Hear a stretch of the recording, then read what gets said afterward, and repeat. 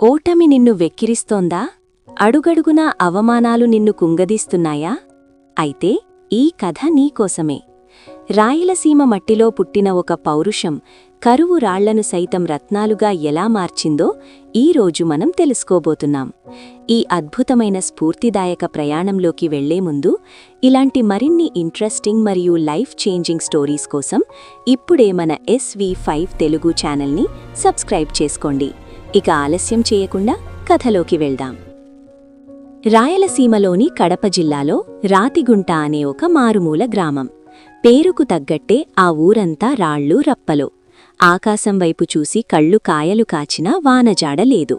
అక్కడ పెద్దారెడ్డి అనే సామాన్య రైతు తనకున్న 2 ఎకరాల రాతినేలను నమ్ముకుని బతుకుతుండేవాడు. ఆయన కొడుకు ప్రతాప్ రెడ్డి కరువు సీమలో పుట్టిన కష్టాన్ని పౌరుషంగా మార్చుకున్న యువకుడు.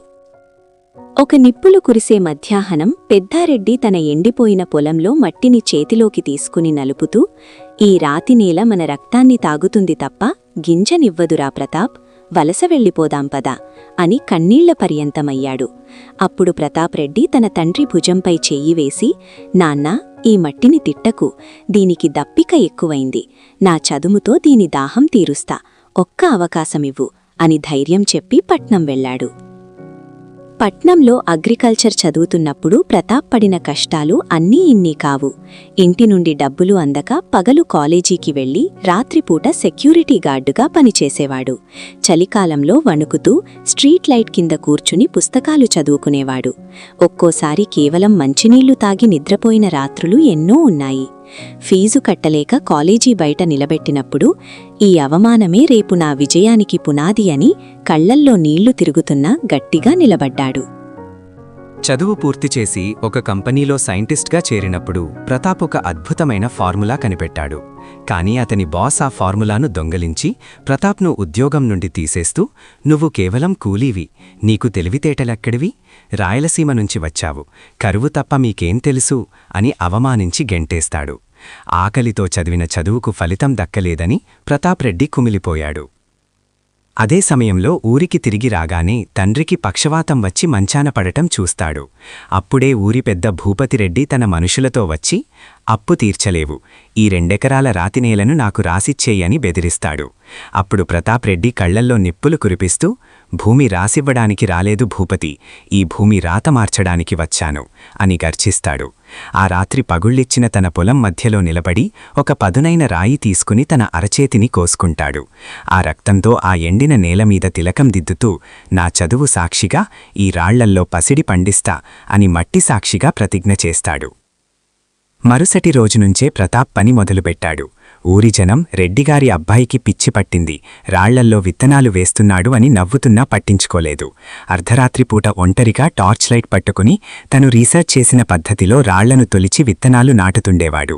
నీళ్ల కోసం ఉన్న ఒకే ఒక్క బావి నుండి నీరు తూడకుండా భూపతిరెడ్డి మోటార్ వైర్లు కోయించేస్తాడు.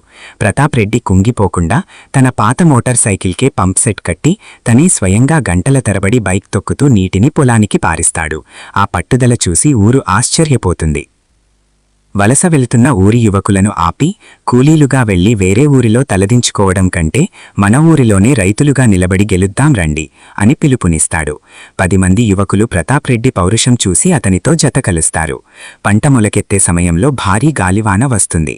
లేత మొక్కలు ఊడిపోతుంటే ప్రతాప్ రెడ్డి తన టీంతో కలిసి రాత్రంతా వర్షంలో తడుస్తూ ఆ చిన్న మొక్కలకు కర్రలు కట్టి కాపాడుకుంటాడు. "మొక్క చావదు, నా నమ్మకం చావదు" అని ప్రకృతితో యుద్ధం చేస్తాడు. కొద్ది నెలలకే అద్భుతం జరుగుతుంది. ఆ రాళ్ల మధ్య నుంచి ఎర్రటి దానిమ్మలు పసిడిలా మెరిసిపోతూ పండుతాయి. అది చూసిన పెద్దారెడ్డి కళ్లల్లో ఆనందం చూసి ప్రతాప్ రెడ్డి పొంగిపోతాడు. వ్యాపారులు తక్కువ ధరకు కొనాలని కుట్ర చేస్తే ప్రతాప్ రెడ్డి తానే ఒక రైతు బ్రాండ్ క్రియేట్ చేసి నేరుగా సోషల్ మీడియా ద్వారా పట్నంలోని పెద్ద కంపెనీలకు పంటను అమ్మి ఊరికి భారీగా లాభాలు తెస్తాడు. ప్రతాప్ రెడ్డి మీద దాడికి వచ్చిన భూపతిరెడ్డికి ప్రతాప్ రెడ్డి కత్తి చూపించకుండా తాము పండించిన పండ్ల బుట్టనిస్తాడు. "పౌరుషమంటే ప్రాణాలు తీయడం కాదు భూపతి, ఈ మట్టిని నమ్మి 10గురికి అన్నం పెట్టడం" అని బుద్ధి చెప్తాడు. చివరగా ఢిల్లీలో బెస్ట్ అగ్రికల్చర్ ఇన్నోవేటర్ అవార్డు వేదికపై సూటు బూటు వేసుకోకుండా తన మట్టి అంటుకున్న రైతు పంచకట్టుతో నిలబడతాడు ప్రతాప్ రెడ్డి. ఆకలితో ఉన్న రాత్రులు సెక్యూరిటీ గార్డుగా చేసిన డ్యూటీలు గుర్తు తెచ్చుకుంటూ మైక్ ముందు నిలబడి గంభీరమైన స్వరంతో ఇలా అంటాడు: నా చదువు నన్ను కుర్చీలో కూర్చోబెట్టలేదు, నా మట్టిలో నిలబెట్టింది. రాయలసీమ గడ్డ అంటే రౌడీయిజం కాదు, రాళ్లను కూడా రత్నాలుగా మార్చే పౌరుషం. ప్రయత్నిస్తే ఆకాశం వర్షం ఇవ్వకపోయినా భూమి గుండె చీల్చి అయినా విజయాన్ని సాధించవచ్చు. సభంతా చప్పట్లతో మారుమోగిపోతుంది. రాతిగుంట బిడ్డ శిల నుంచి శిఖరానికి చేరాడు. మట్టిని నమ్ముకున్నవాడు ఎన్నడూ మట్టిలో కలిసిపోడు అని ప్రతాప్ రెడ్డి నిరూపించాడు. చూశారుగా, పట్టుదల ఉంటే పాషాణం కూడా పసిడి అవుతుందని ప్రతాప్ రెడ్డి నిరూపించాడు. ఈ కథ మీకు స్ఫూర్తిని ఇచ్చిందని నేను నమ్ముతున్నాను. ఈ వీడియో మీకు నచ్చితే వెంటనే లైక్ చేయండి, మీ ఫ్రెండ్స్తో షేర్ చేయండి. ఇలాంటి మరెన్నో గొప్ప విషయాల కోసం మన SV5 తెలుగు ఛానల్ని ఇప్పుడే సబ్స్క్రైబ్ చేసుకోండి. పక్కనే ఉన్న బెల్ ఐకాన్ని క్లిక్ చేయడం మర్చిపోకండి. మళ్ళీ మరో పవర్ఫుల్ స్టోరీతో కలుద్దాం. అంతవరకు సెలవు.